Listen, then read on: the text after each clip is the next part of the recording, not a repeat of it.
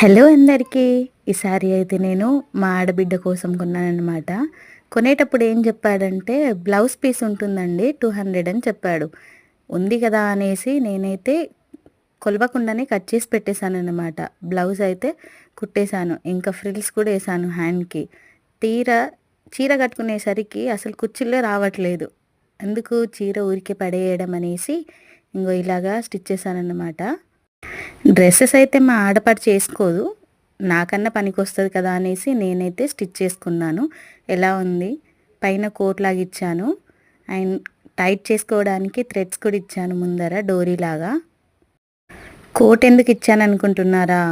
Coat వెనకాల zips ఉన్నాయండి. ఫీడింగ్‌కి బాబుకి కావాలి కదా అనేసి నేనైతే జిప్ యాడ్ చేసుకున్నాను. కోట్ ఉండడం వల్ల మనకేంటంటే జిప్ అనేది కనిపియదు. కనిపించినా పర్లేదు. కాకపోతే లుక్ వైస్‌గా బావుంటది కదా అనేసి ఇలాగా కోట్ టైప్ ఇచ్చానన్నమాట. డ్రెస్ మొత్తం వచ్చేసి మొత్తం శారీ లాగానే ఉంది. ఒక చున్నీ ఏసుకుంటే శారీ లాగానే కనిపిస్తదసలు. యాంకిల్ వరకు ఉంది గదా! మీకెలా అనిపిచ్చింది?